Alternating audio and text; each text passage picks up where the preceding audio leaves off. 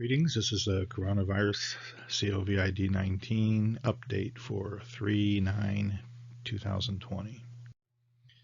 And as usual, we'll start out with the Baidu numbers. Baidu is a Chinese search engine and they have a site set up, a page set up to track all these numbers. And this is the first thing you see when you get to this page is a chart. Then as you scroll down, there's a bunch of other things that we'll take a look at.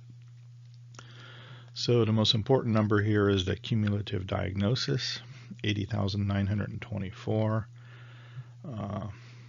almost 60,000 cured, cumulative cure, but that's actually recovered. China didn't cure 60,000 people. And then existing severe cases, 4,794, and deaths, 3,140, up 17 from yesterday. If you believe these numbers, these are really low numbers. Diagnosis is only up 20 cases from yesterday, and suspected cases up 36. Then if you scroll down a little further, you see a map, and this has been changing, and the only reason that this would be changing, because there's a scale on the left that hasn't changed, is that they are taking the total number of cases, the cumulative cases, confirmed cases, minus the recoveries, because some of these big regions are getting lighter colored as we go on. That shouldn't happen. If it's just cumulative cases, that it should always go up. Then if you scroll down further, you see a few graphs. They added one today. This is graph number 1, which shows a new diagnosis is 20 cases in the red line, and suspected cases 36 is the gold line, and you can see that these are trending down. So are the number of deaths. New deaths 17 today, that's trending down, and the cures 1,298 is, was in an upward trend, and now it's leveling off or heading down a little bit, and it could be because there aren't as many people in the hospital. Then we have a graph that shows Hubei province with in the gold, and I'm sorry, non-Hubei in the gold, and the pink is Hubei, and national is in the red. So you can see these are trending down quite a bit. And then of course this is some a graph that China would love to show. The domestic cases, the new cases is 45, and the rest of the world is up at 3,610. It just shows you how much better China is than the rest of the world. China gave this virus to the rest of the world. So, and then if you scroll down further, you see a list of provinces, which defaults to having Hubei province open. So you can see Wuhan. Wuhan had a total of 17 cases today. Something's not quite adding up here if there's 43 new cases, because the other graph showed that there weren't that many outside of Wuhan, out of Hubei. Then they have a global map, which is nowhere near as good as the global map that we'll use. And then if you scroll down further, you see the hot searches for today. So this changed quite a bit throughout the day. I took this picture like, I don't know, maybe 8 o'clock in the morning China time, 8 o'clock in the evening our time. So we're going to take a look at there's 6 stories here, and then I added a couple that I saw later on. So, and these are search terms, by the way. If you look at the search terms, sometimes it doesn't make that much sense. This is the terms that people use to find stories. So we'll look at the stories. So the first story is an expert in China said that the global outbreak will last at least until June. And the second story, another doctor died, and this is Dr. Zhu Heping of Wuhan Central Hospital. He died, and I had to dig a little bit further to find this. 3 doctors have died in the last 9 days. Now this, doctors, people notice when doctors die. They make the news. Whether everybody's making the news, we don't know. We don't know how accurate the numbers are, but 3 doctors in 9 days. And then the story on the bottom right was this guy's a courier.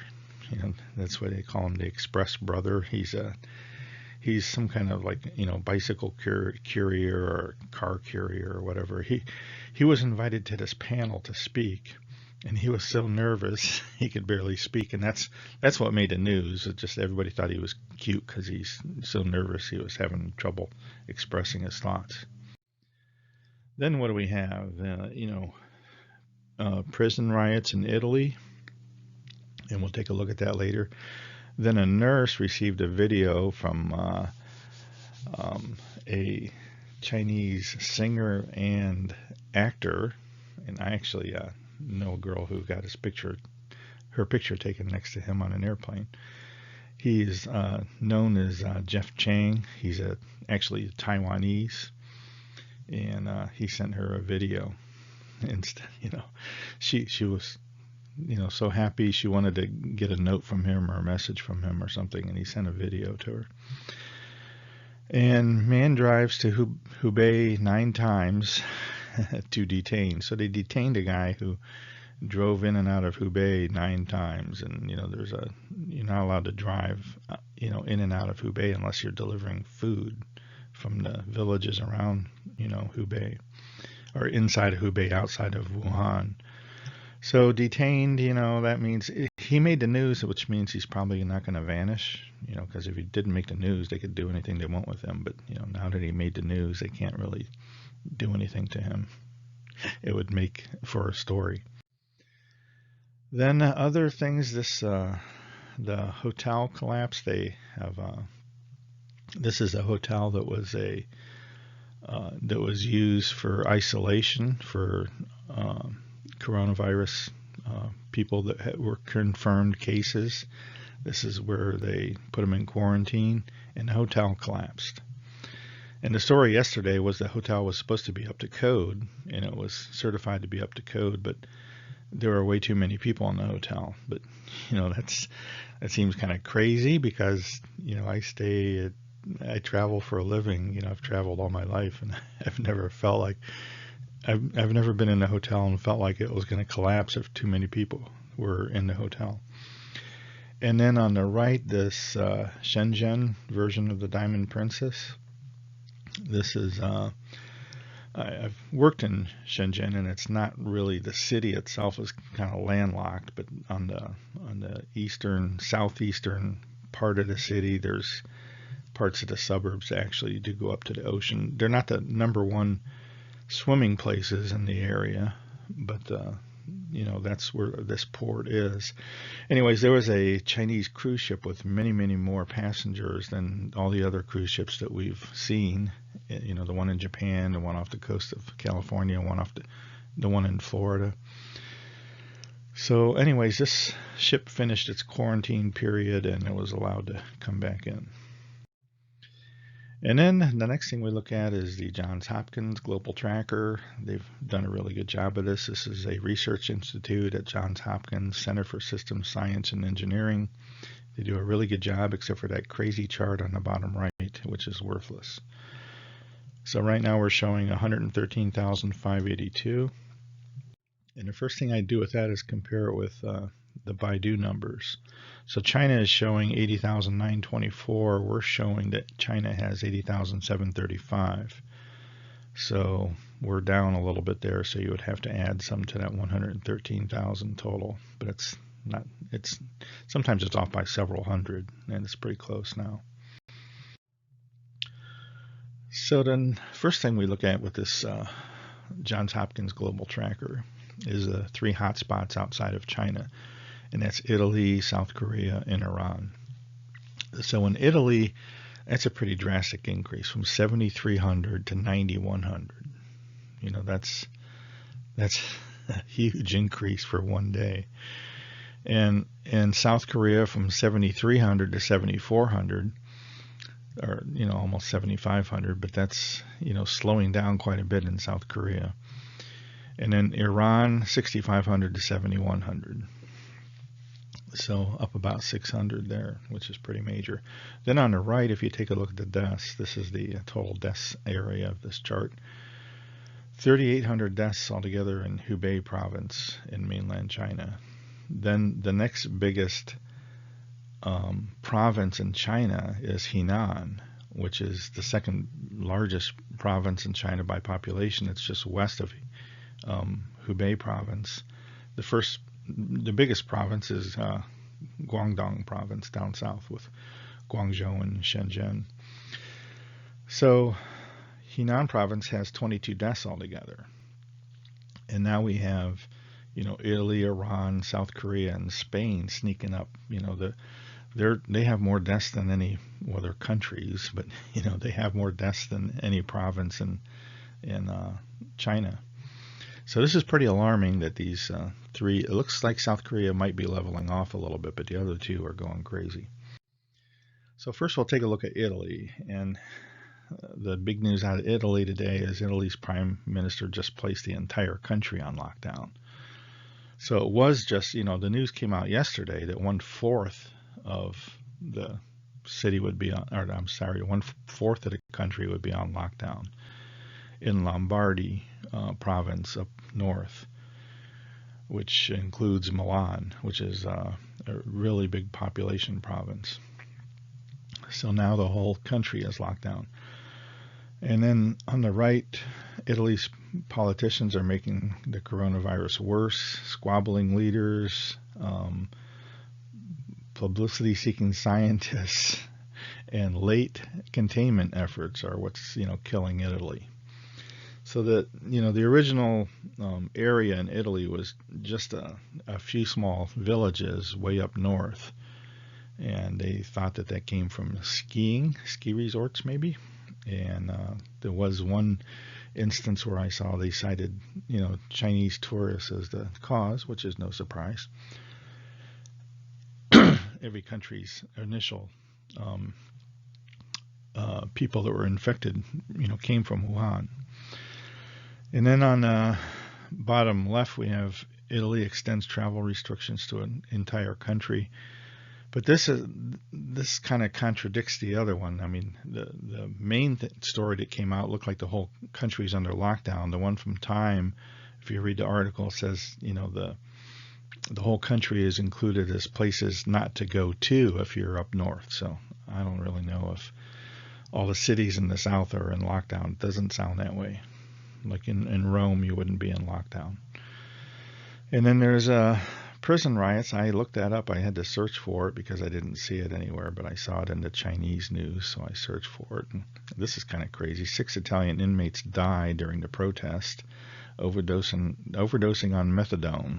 So, there's drugs in every prison, but these guys were protesting and using methadone to protest. I don't know. They died from overdoses. Then we go to South Korea. So 96 new coronavirus cases totaling 7478 on the lower left. North Korea claims it has no coronavirus cases as the South. In South Korea, there were media reports that over 100 soldiers, died already in North Korea. So we don't know who to believe there. Usually South Korea has some pretty legitimate news about North Korea because they talk to each other. The government doesn't know it, or the government would kill them if they knew North Koreans were talking to South Koreans, but they do. And then on the lower right, this is just crazy. All you have to do is get a bachelor's degree in journalism and get a job and just do insane stuff like this. Infected patients in South Korea donated blood before testing positive. It was one patient. I researched it. One patient. Is that newsworthy? No. I put it on here just to embarrass whoever wrote this. Then we have Iran. So Iran, a big leap in death toll again. On the upper right, head of Iran's disaster management contracts COVID-19. There are so many public officials that have, come down with coronavirus. There were 23 of them, and then we had the highest ranking woman in Iran died just yesterday, I think. And then the other news on the lower left is just, Iran to release 70,000 prisoners to prevent coronavirus spread. This is the second time they had a big release of prisoners who, these wouldn't be your murderers and stuff like that. The last article explained this better. This was maybe 2 weeks ago or a week and a half ago, where they released prisoners that had like less than 4-year terms or 5-year terms. So, they weren't real big criminals. But they let them out of prison to, help spray down the city, disinfect areas of the city. So you can see 2 different pictures here where people are going by disinfecting the markets on some street in Iran. Then what do? Then we look at the other areas that are growing pretty big. France and Germany and Spain, all over 1,000 cases now. So France's culture minister has coronavirus. Disneyland worker tested positive, but he's a maintenance worker. I don't know if this is newsworthy either. A maintenance worker wouldn't necessarily come into contact with a bunch of people. It might be working on a ride or some kind of maintenance guy. Germans told to stay home as COVID-19 cases past 900. So it's this is coming out of, let's see, new NST, New Straits Times. It's a Southeast Asian publication, and it's hard to find news out of Germany. We'll show you that on the next page. So out of Germany, Germans told to stay home. Attacks. This, every day I look at the biggest news agencies in Germany. Is the screen on the lower left, Welt, the world, and the one on the upper right is the Mirror. These are the 2 biggest news things. And if you look at both of them every day, like the world on the lower left has nothing on the front page about coronavirus. And then on the upper right, the Mirror says, coronavirus attacks the core of the economy. And then they talk about their Germany's ground zero, this one area where it's affected more than anything.